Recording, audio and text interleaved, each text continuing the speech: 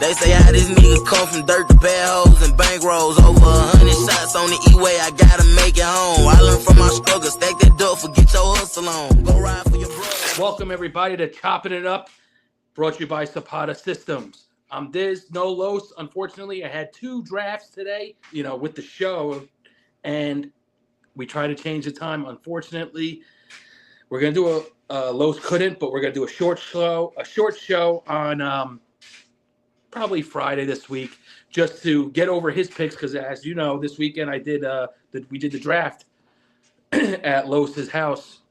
Actually, it wasn't at Los's house, but it was near his house, and it was great. I know I said I was gonna film some stuff.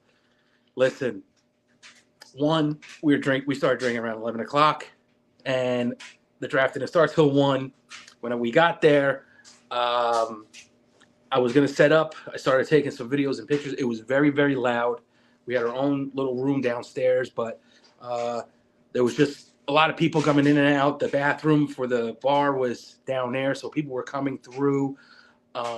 Just food was all over the place. Great food. The place was great. I'll have Los talk about it more because he seems to be going there all the time. I know every Sunday they have like a live band outside. Just don't remember the name of it. I think it was Quarterback or something in Dumont, but Los will talk more about that. So sorry, guys. We just couldn't do it. And it's hard doing it yourself because I was looking on stuff on my phone, and I need another person, and it was just Los and I with everybody else in the league. So it was kind of hard to do that, but we'll work on it next time and we'll get it better. So let's say, Los had the first pick, he took Chase, like everybody was taking, either Chase or BJ Robinson. But I'm not going to tell you the whole draft order, and I'm not going to tell you everything about who we draft. I'll wait for Los because I have some things I want to talk about too. But I'll tell you who I drafted my first pick. And it was pick 6. And what happened was I had a little bit in me. Then my feelings started getting involved. And that's one thing you never want to do. You never want to draft anybody or do a draft with your feelings involved. So what happened was Justin Jefferson and CMC dropped to where I was at 6. Now I had my mindset in there that I was going to take this one person, and he wasn't there. And that was going to be CeeDee Lamb. So I'll explain why. I had a program of, a little idea of what I was going to do. And I'll tell you guys, I was going to go in the later rounds, like the 6th to the 10th, and try to get Dak to team that up. I do think Dak's going to have a good year this year, especially with George Pickens. So CeeDee Lamb wasn't there. He got picked right before me. But still, JJ and McCaffrey were there. McCaffrey, like I said, my feelings were involved. He has burned me in different drafts before. I'm not really sure if he's that healthy. They say he is, but I don't know. And I don't want to take that chance. Happened to me not a couple years ago, but semi-years ago with Le'Veon Bell, not signing his contract. I drafted him thinking he was going to get that because I was like, look, he's not going to sit out. Didn't happen. He sat out. It just messed up my whole fantasy league that year. So that's why I didn't take McCaffrey. Now Jefferson, everybody was like, you should have took him. I didn't take Jefferson. The reason why is the person I took, Jefferson, last year averaged 20.6 points a game, fantasy points a game. He has a new quarterback. The chemistry, if it's there, there's going to be some downs with it. So I just thought that the growing pains were going to be a little bit too much. There might be some games he scores 4 or 5 touchdowns. There might be weeks he has 2 touchdowns. But, hey, I just went with my gut, and I went with Amon St. Brown. He averaged 19.9 points a game last year in fantasy, and, they're only getting better. I know they're going to utilize more of the weapons. Williams is a free agent at the end of this year. He's working on a contract. They're going to feed him the ball. But I do think every team is a little tougher. So Goff is going to rely on his main target, and that is Ahmad St. Brown. And that's why I picked them. You know, I wanted Gibbs, but no. Barkley, no. But and it's a keeper league, so a lot of those other people like the Neighbors and Jaden Daniels, a lot of them has been taken already. You know, the tight end from Oakland, Bowers. That was already, they already kept them. So I had to maneuver some stuff around and on the fly change some things, and that's what happens when you're doing a draft. And you know what? F it. I'm just going to tell you my whole draft, what I did. So with the first pick, I had the sixth pick, and I picked Amon St. Brown. Second pick, Lad McConkey. Third pick, Chuba Hubbard, who I think puts up quiet numbers and is consistent. And that's one thing that someone always told me with fantasy. You just got to make sure that person's consistent, not have 30-point games, then 10. You know, if I get someone that does 17 all the way around, 15 to 17 every week, that's good. Then after that, I went with Caleb Johnson, who I do think by week 3 he will be the main starter. There's a lot of talk about him, how good he's being. I know he has to gain Aaron Rodgers' confidence. So we will see with that, but there's a lot of talk over here in PA about him. So that's one of the persons that I went after. Then with the next pick, I went David Montgomery, my 5th-round pick.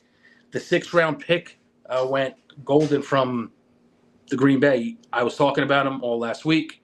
So I do think that Golden is going to have a good year this year. I think Love is going to actually have a good year this year too. I know last year he was injured a little bit. I know he's injured right now in the preseason, but it's nothing. It's nothing. He'll be able to play.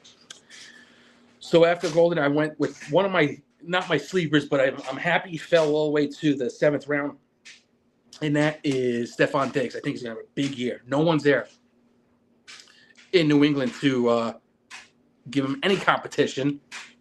Young quarterback who's going to have a pretty good year, I think. Diggs is going to demand the ball. He's that type of veteran, and you want to make him happy if you're a new quarterback, and that's what you're going to do. If you're a young quarterback, make him happy. Get him the ball, feed him the ball. That's why I picked him. And then right after that, the 8th round, I got Dak. Told you I wanted to combine CD and Dak, but I didn't have that. CD was gone already. So what I did was my next round, coming back around, I had to get someone else in the Cowboys to pair up with Dak, and I got Jake Ferguson, the tight end.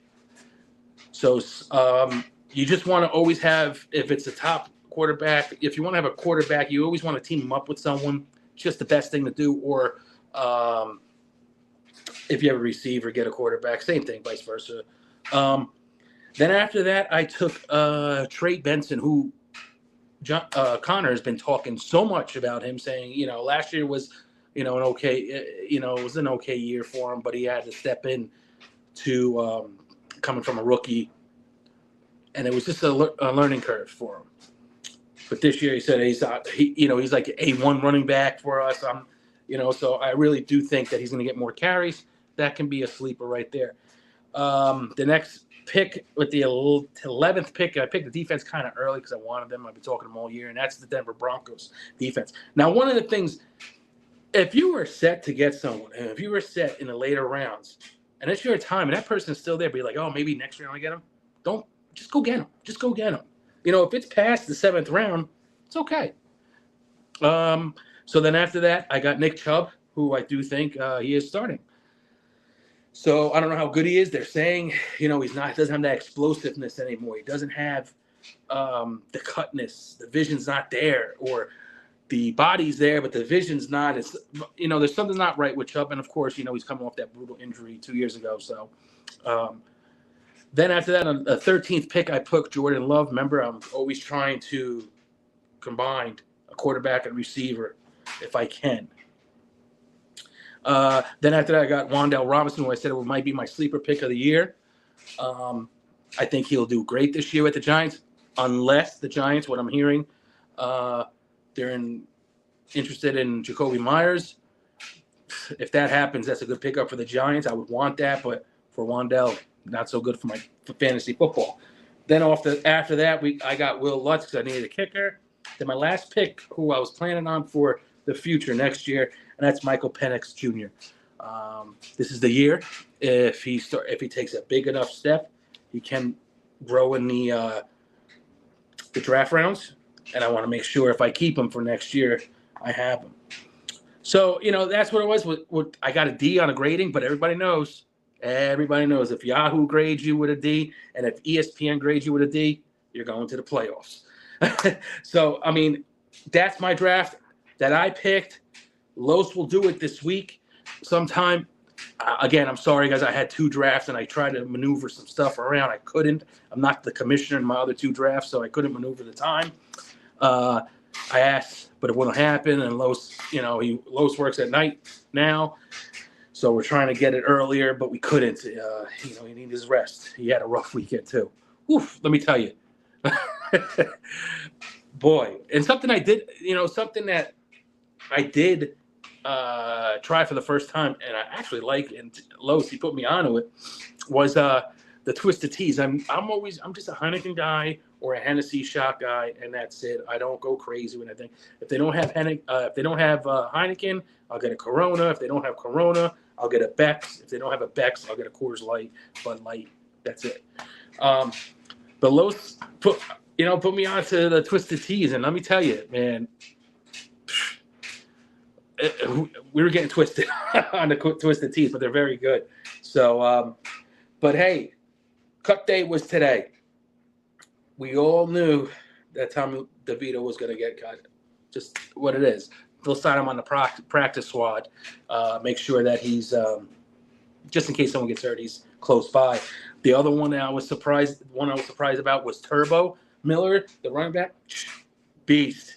I liked him, but they're going to try to put him on the practice squad as well. Sign him on there. Another one, Dortch, was just scoring. Every time you looked around in the Giants game in preseason, he was scoring.